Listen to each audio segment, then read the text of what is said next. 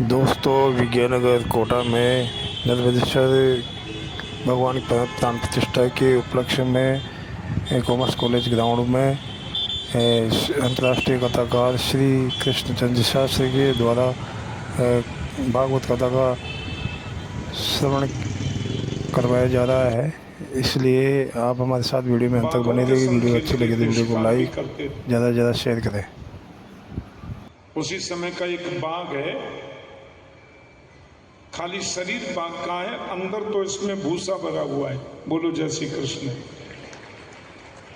उन्होंने मुझे दिखाया, पूरे भवन में घुमा के कुलदेवी का दर्शन, कुलदेवों का दर्शन। पांडव जीत गए और सुरक्षित भी है।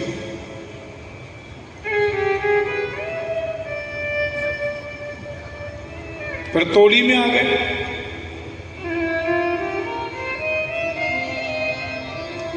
कृष्णस्यासीत् सखा कश्चित् ब्राह्मणो ब्रह्मविद्तम। बचपन के सखा है सुदामा। क्या जीवन है। सुदामा केवल ब्राह्मण ही नहीं है, ब्राह्मण तो है ही, ब्रह्मविद्तम, परम ज्ञानी। ब्रह्म को कोई गरीब हो या अमीर हो, धर्म सबके लिए बराबर है। उसमें कोई छोटा नहीं, कोई बड़ा नहीं।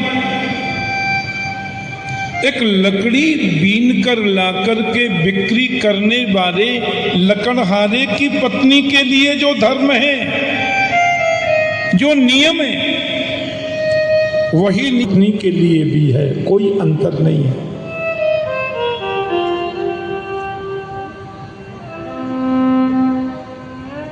ऐसी पत्नी उनकी। एक बात बताएं, श्रीमद् भागवत में सुदामा चरित्र में सुखदेव जी ने एक जगह भी सुदामा को दरिद्र नहीं कहा। सुदामा दरिद्र नहीं है। भागवत में वर्णन करते हैं, दरिद्रो यस्त्व संतुष्टो कृपणो योजितेन्द्रिय। दरिद्र कौन है? लिखते हैं, दरिद्र यस्तु असंतोष है, वही दरिद्र है।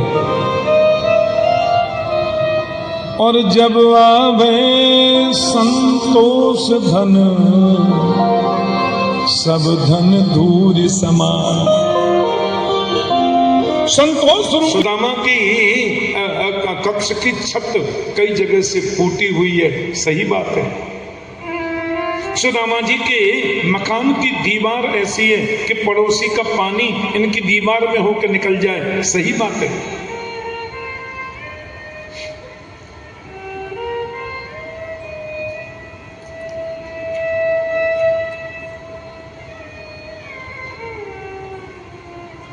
सुदामा जी की धोती 20 जगह से फटी और सिली हुई, सही बात है। सुदामा के रसोई घर में एक भी बर्तन साबुत नहीं है, सही बात है।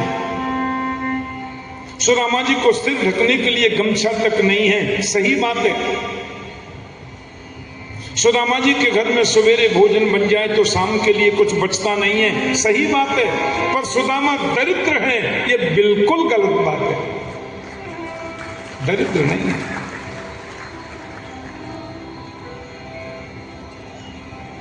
और पत्नी भी इतनी, देखो, ब्राह्मण कथा करे, सत्संग करे, पूजा करे, पाठ करे, यज्ञ करे, यज्ञ करावे, और उसमें दान में जो उसको मिले, ये लेना ब्राह्मण का अधिकार है। भीख मांगना ब्राह्मण का अधिकार नहीं है। भीख न मांगे कभी। भागवत में तो लिखा है, भीख मांगने से ब्राह्मण की ब्राह्मणता नष्ट होने का खतरा है, से मिलने का मन नहीं होता। सुदामा बोले, दुनिया में ऐसा कौन व्यक्ति है देवी जो कृष्ण जैसे बहुत मन करता है, तो एक बार जाओ ना कृष्ण से मिलने।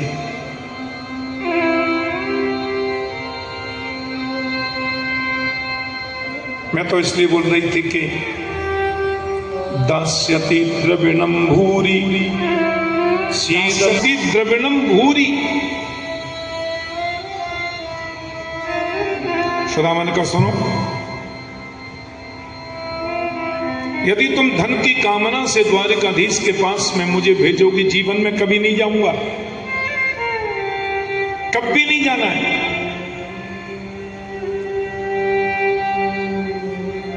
रही मन वो नर मर चुके, जो कहूं मांगन जाए,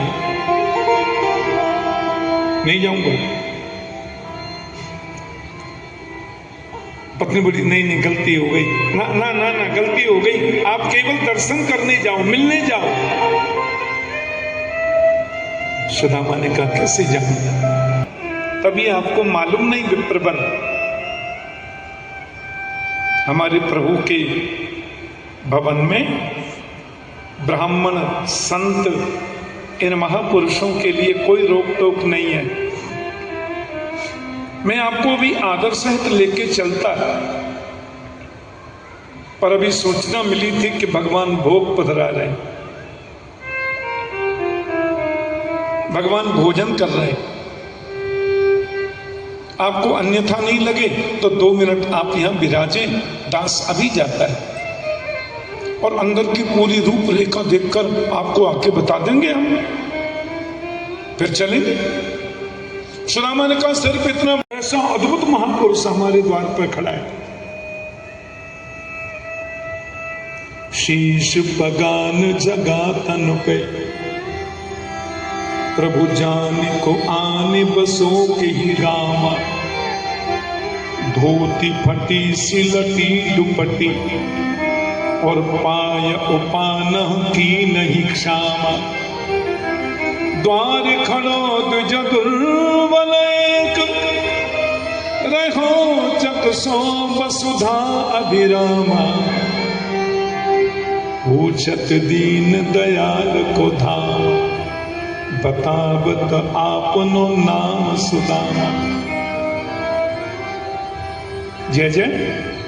कोई विपन्न ब्राह्मण द्वार पर खड़ा है, चरणों में पादुका नहीं है।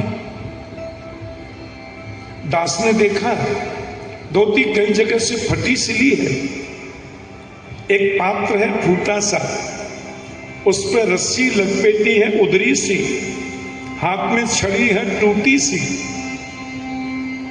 सिर ढकने को वस्त्र नहीं आता है। कोई बहुत बड़ा वैदिक विद्वान ब्राह्मण है, गुरुकुल में आप स्त्री के साथ में अध्ययन किए, ऐसा बोला उन्होंने।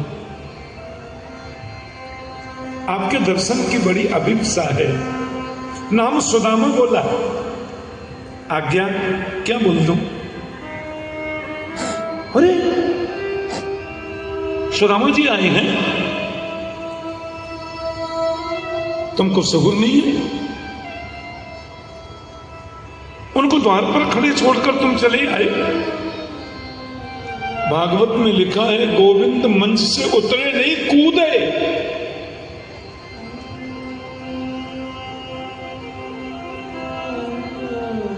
एक सिख संस्कृति के संत हुए सदगुरु नानक देव, वो रामदास जी के महामंत्री उद्धव जी दौड़े, कौन है?